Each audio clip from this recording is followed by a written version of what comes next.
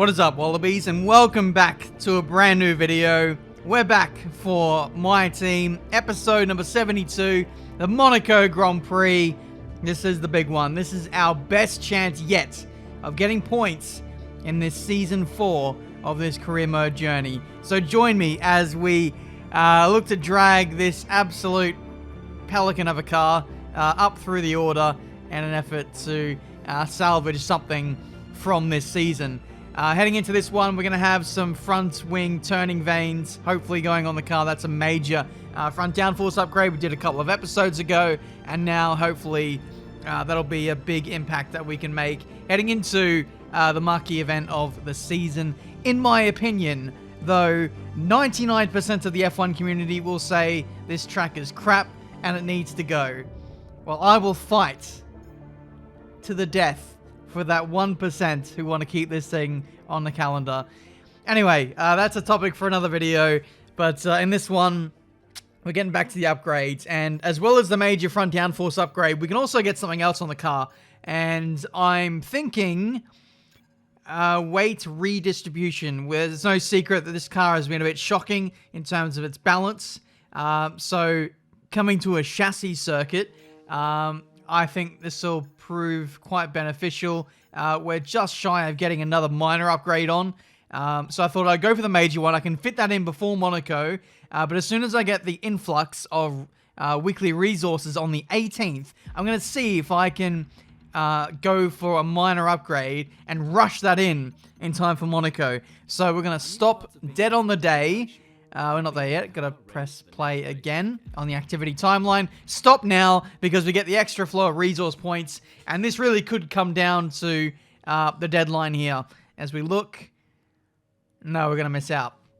So unfortunately, no. I thought if I stop it really finally, I might have been able to sneak in an extra upgrade. Again, can I rush this in? No is the answer.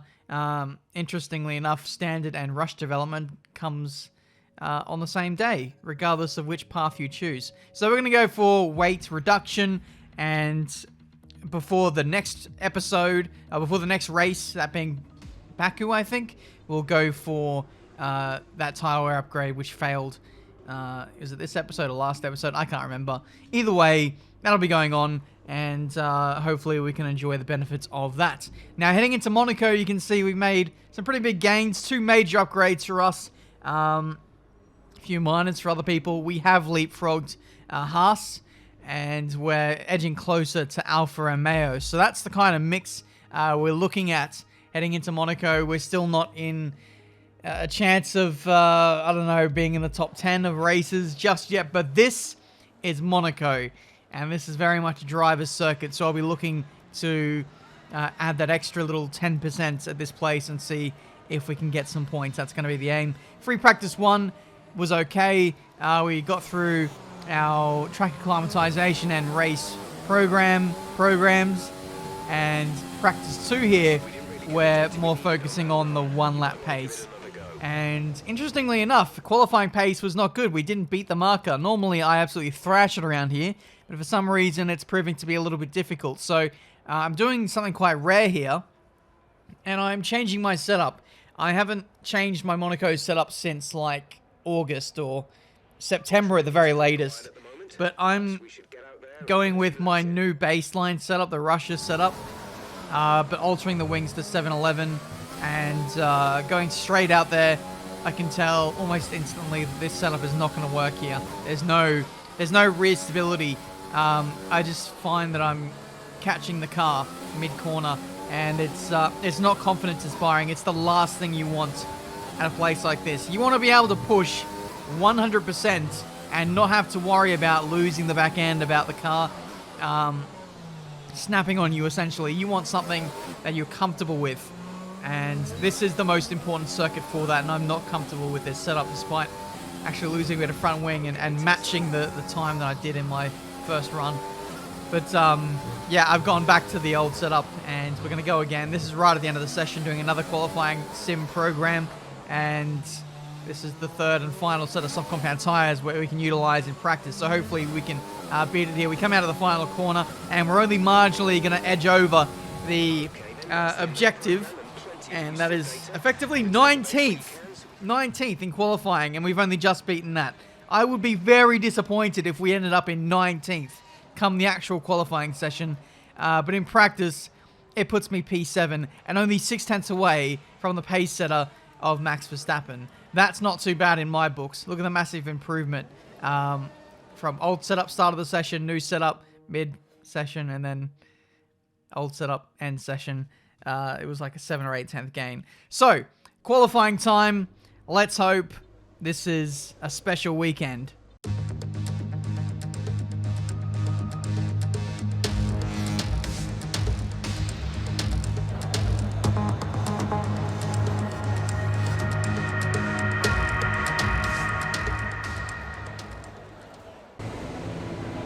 Sit rep, we've got a leak in the hydraulic system, so it's going to be a few minutes before we can get you out on track. That is rather large. Yikes. We skip forward 6 minutes into the session, and we're only probably going to get 2 runs at this. I mean, I don't want to get any more than 2 runs in this session. If I'm honest, I want to save my sauce for later on in the weekend. So I think Q1 is the bare minimum. That's the bar I just want to clear in this qualifying session. Yeah, we've only done that like once this season. So to expect anything more than that is, I think, a tall order. We're not going to win this race. We're not going to get on the podium. Just getting points this weekend is going to be the aim. I really don't know what to expect. This is a close field at the front of the grid. The top 7 teams are relatively close. There's only 100 performance index points separating all of them. Then there's a bit of a gap from that group to Alpha and Mayo and then us. So we've got a lot of work to do. But yeah, breaking into Q3 would be somewhat of a miracle, I think. But you never know. This is Monaco. We've qualified really well in some absolute stinkers in the past. I think I got a manner into Q3 here back in the day when I was a really slow car. So you never know. This is my qualifying lap. It's been okay so far. Just waffling over this entire lap. Through the final 2 corners, Rascasse, and then the last corner. It's been a pretty good lap. Not amazing, I would say. Probably a few more tenths to find out of this one. And it is a 108.810, which in actual fact is faster than, you know, what a good time is online. So I'd say this car is faster than the baseline Mercedes of Season 1, or the equivalent being the online car. So there you go. We're going to head out again because the time that we actually put in qualifying wasn't that great. It put us in P19 or P20 or something at the time. And now we go out there again to set our time at the end of the session. And what do you know? We've got no time left in the session, meaning we are out in qualifying 1 of this Monaco Grand Prix. A 108.8 puts me in 20th place at this circuit. Unbelievable scenes. The valet driver that I sent out to do the outlap for me, I don't know what difficulty he's running at, because he had like 40 or 50 seconds worth of slack time to get around and plonk me on the circuit for the start-finish line to start my lap, and he couldn't even do that. Must be like negative 273% AI or something. What a joke. So in all my seasons starting career mode, this is probably my worst starting position ever at Monaco. Bad luck out there today. Let's talk about it. You won't be starting at the front of the pack. Are you worried? Was today a good day for you?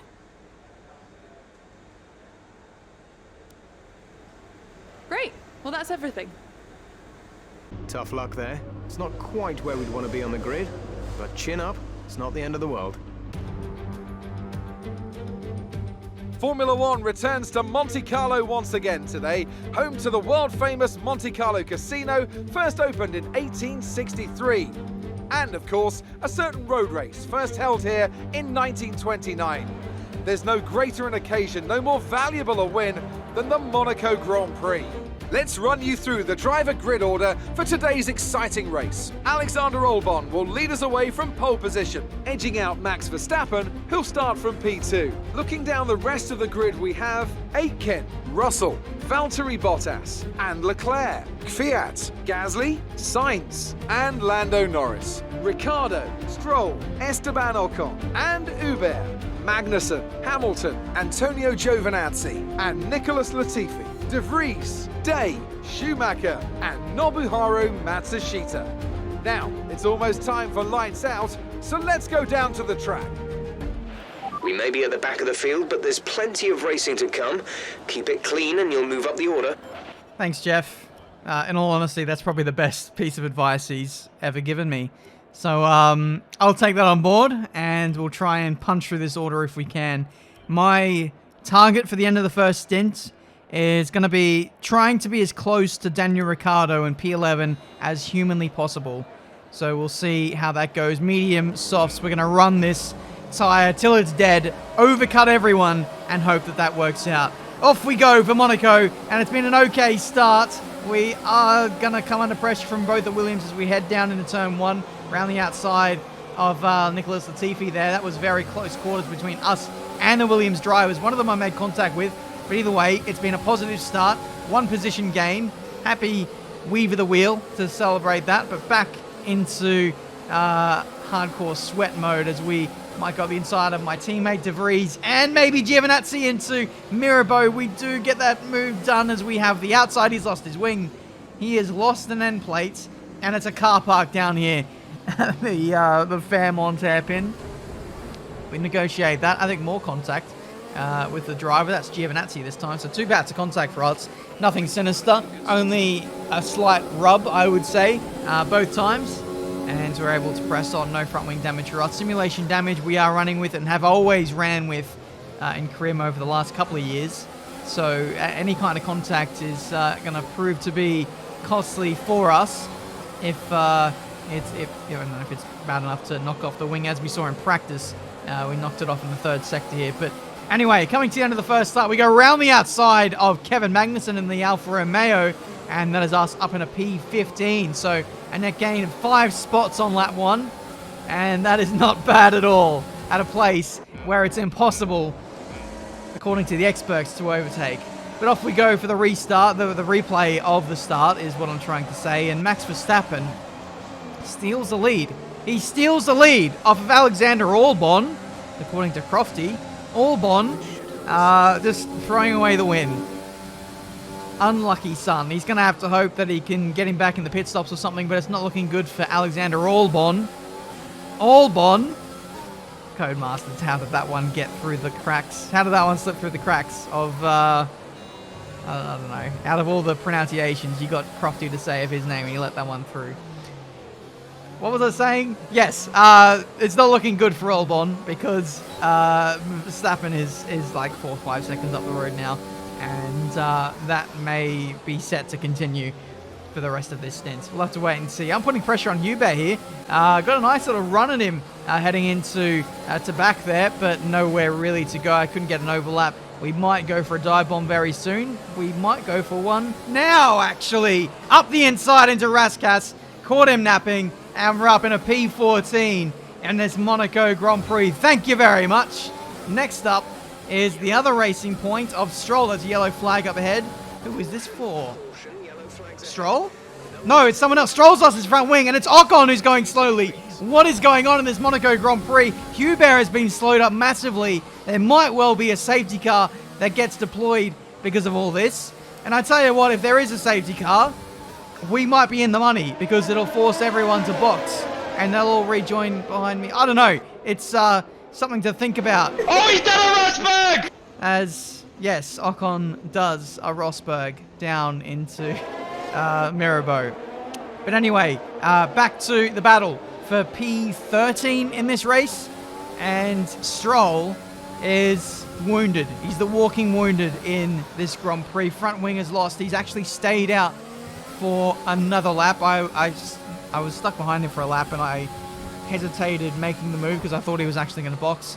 Most of the time the AI box straight away as soon as they get any level of front wing damage, even in situations where, you know, there's a few laps to go or it's very minor and they stay out. It's rather odd, but this time Stroll has stayed out, and him staying out has allowed him, or has meant that he's just been overtaken. Clean up the inside into the Fairmont hairpin, which I've got to say, surprisingly, is not really an overtaking part of the circuit. It's if you dive to the inside there, you understeer into the wall. It's not a two-way corner.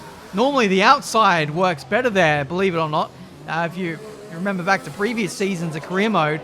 But I was very, very chuffed to get that move done up the inside there and get it done so cleanly.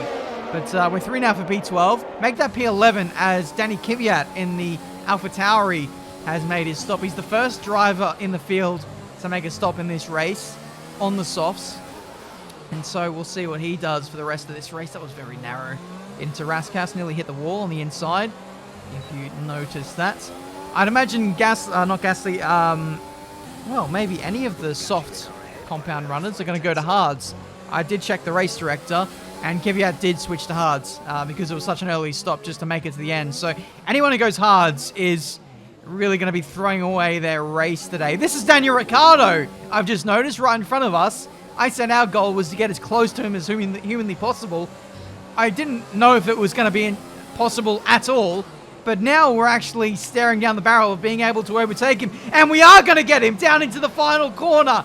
We're in the points now in this Monaco Grand Prix as people in this race are making their stops for medium compound tyres. Verstappen has now dived it in. Here he is just a few seconds down the road from us, putting pressure on Ricciardo. Now, this could be a very, very slim outside chance of us winning this race. We've seen from years gone by, race leaders stop early, get held up behind midfield cars, and unable to overtake for the majority of the race. If we can pull away from Ricciardo here,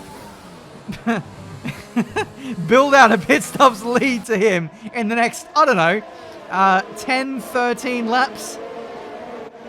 And if we can rejoin ahead of Verstappen on soft compound tyres, we are in the money and we are going to win this race in a backmarker car. But you know, there's a lot of things yet to play out in this race. Hopefully Ricciardo stays out long and goes for softs with me. If he goes for hards, then he's going to stop a lot earlier, and that could really spoil my plans. We'll have to wait and see. This is Ricciardo soaking up all that pressure from his former teammate. What does he... Oh no, he's going in! Verstappen has been released, and our chances of winning this Monaco Grand Prix have just gone out the window. We built out like a 4-second lead to Ricciardo in a much better Renault. Much better Renault. But now that Verstappen has been released, he's on the fresher medium compound tyres in the best car in the field, and my dreams of winning this race in a backmarker car were there for a couple of laps, but now that dream is well and truly crushed now. Unless Verstappen is doing a 2-stop. I'll ask Jeff in a minute, and we'll see what the situation on that is. But for the meantime, we just got to keep Verstappen behind, try and fight as hard as we can without losing time. Ben, come on, into the Nouvelle chicane. Verstappen having a little go at us around the outside there. He went for a very impossible gap. We just about realized at the perfect time, before it turned into disaster, and we gave him the space and were able to stay in the lead. Both of us stay in this race.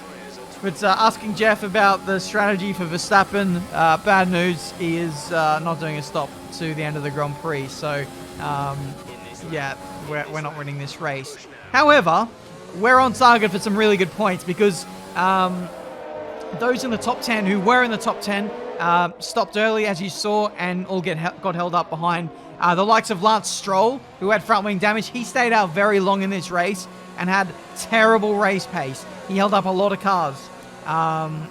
So we'll see how that works out as we dive it in for our one and only stop in this race. Mediums to now softs. This is just going to be a quick 12-lap stint to the end, and we're going to be able to go for fast lap as well.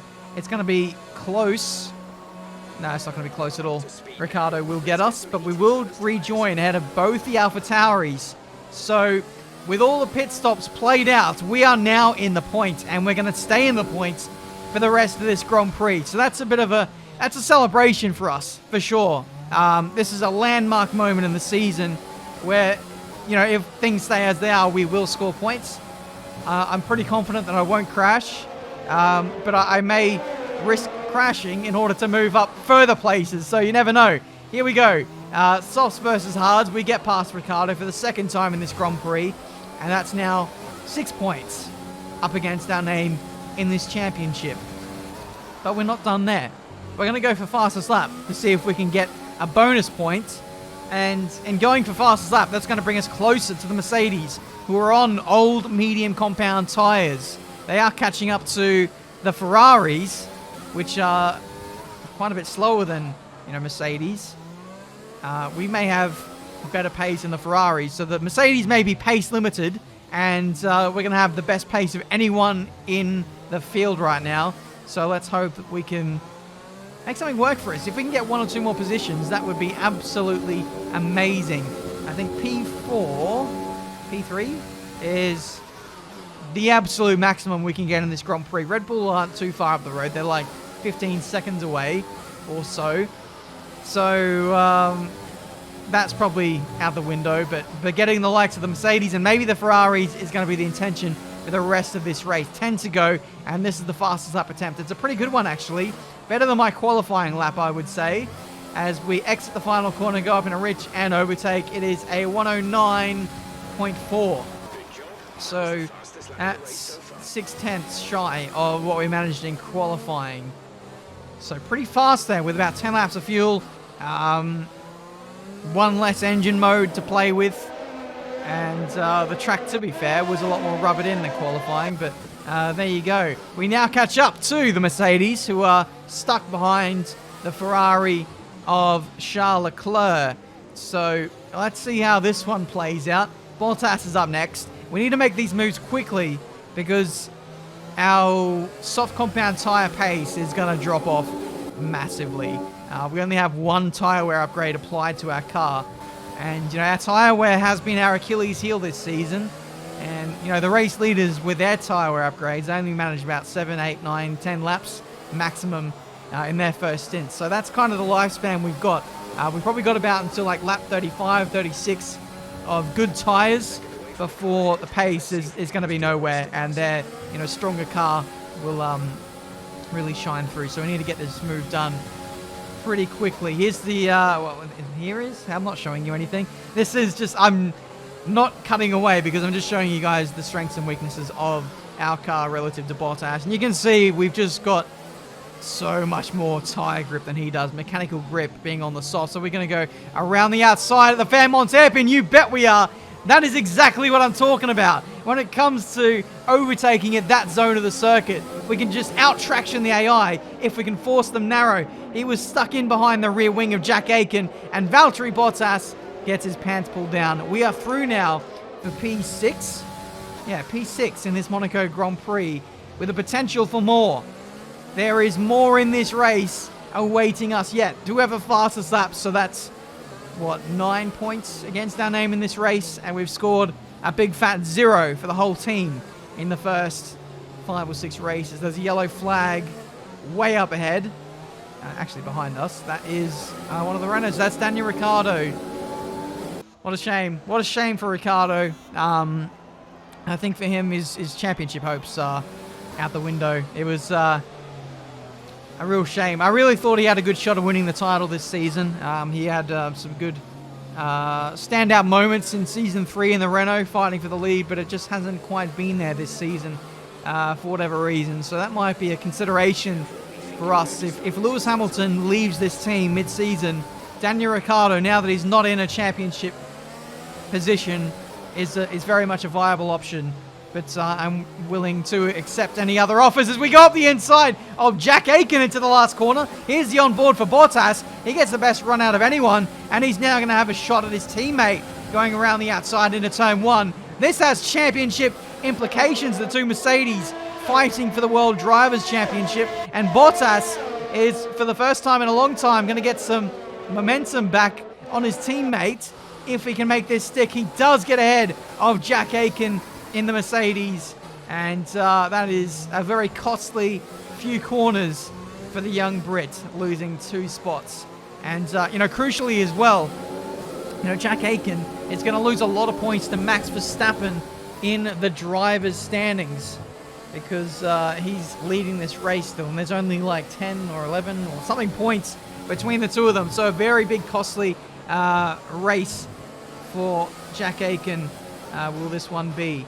But as you can see, last couple of laps, 2 corner cutting warnings at the same corner in a row, which is burning up our allocation of warnings. Up until that point, I hadn't cut a single corner, which was pretty remarkable by me. I thought I'd burn them up in an effort to catch up to the Ferrari of Leclerc. But unfortunately, the thing that I pre-warned you about, the tyre wear, is our Achilles heel now. We've got no pace. And if anything, Bottas is all over us once again. So this is the last lap, and we're just all about trying to stay ahead of Bottas now, consolidate this top 5 finish in this Monaco Grand Prix. This is his best chance to overtake, and he's not close enough heading into the Nouvelle chicane. So barring any major bottle moments, we should be able to secure some really solid points today. Like I said, we haven't scored a single point this season, haven't looked likely of scoring any points, but today we've made the most of the OP strategy. Max Verstappen wins the Grand Prix. We led this race for quite a while today, but at the end of the day, we get our first point of the season for Marduk Motorsport. Okay, pick up rubber and bring it home. Pick up rubber and bring it home. Is that all I get for that heroic drive? That's it, Jeff. You and me are having words. They've done it then. They've won here in Monaco with an emphatic performance and a victory they can be proud of for years to come. Anthony, tell me, what was it that helped them achieve this success? I think that smart tyre management on track and very smooth driving definitely assisted in their victory today. That combination meant they got the absolute maximum out of their tyres at all times. Here come today's winners. The team at Red Bull have done a phenomenal job recently. It's clear to see that they've put in the work, and they should be proud of the victory they secured here. Yeah, pretty solid drive from Max today. He did everything he needed to. He got well off the start. He jumped Albon, and he just had the pace to maintain the gap there on in. I think Albon got a little bit unlucky with the traffic after the pit stop. He had a bit more to contend with than Verstappen. But I think I actually balanced things out in the end. I held up Verstappen for a long time, and Albon was able to catch up a lot on slightly fresher tyres and put him under pressure towards the end there. So very interesting shape up of the grid there. In the end, we only finished 11 seconds off the lead, which is, wow, amazing. Imagine if we had just a slightly better car, what we could have done in this Grand Prix. That is absolutely crazy. From P20 on the grid to P5. Like I said, that's my... I think that's my worst qualifying ever at Monaco. And we put in one of the better drives around this place to recover our first points of the season. I can't be unhappy with that. That was a very, very good day for us. 11 points in the end of the day, fastest lap. Lewis Hamilton went backwards off the start, or off in this race. He dropped one place despite people retiring from this Grand Prix. So a shambolic race from my teammate. He's really had a quiet season, and today I think is a missed opportunity. He qualified into Q2, but was unable to do anything further than that. But we move up a place in the constructors. We shoot up the order in the drivers as well. I didn't catch where we moved up to, but 11 points is pretty handy for us on that front. And hopefully this can be the start of something new for our team. We do lose the rivalry to Leclerc, but that's a big whoop. We lose a little bit of acclaim, but to be honest, we don't need that anymore. But yeah, that was the Grand Prix. Hopefully you guys enjoyed. Leave a like if you did. Subscribe to the channel if you're new. We've got more upgrades on the way. I'm going to do weight reduction in the next one, and then maybe some kind of major upgrade as well if I can squeeze that in, possibly. And we head to Baku next, which again is another lethal street circuit. So hopefully we can get some big scalps there. Big straight. Oh, maybe I should do some drag reduction. That's something we definitely need as our car is a bit poor at the top end. Monaco really played into all of our strengths today, or some of them. You know, we don't have the strength of having drag reduction upgrades at all on our car, so that definitely helped. But yeah, still much more to work on, and my teammate needs to lift his game if we're going to be any chance of getting some solid dosh at the end of this season. Not that we're lacking any. But anyway, I'm going to stop waffling, guys. Thank you so much for watching. Join me for the next episode in Azerbaijan, Baku. It's set to be a pretty tasty episode as well. So let's see if Lewis can pull his finger out and make a contribution to the team. How's that move? Bit dodgy, but especially that one in particular. But we made some good moves to get through the field. I love this place.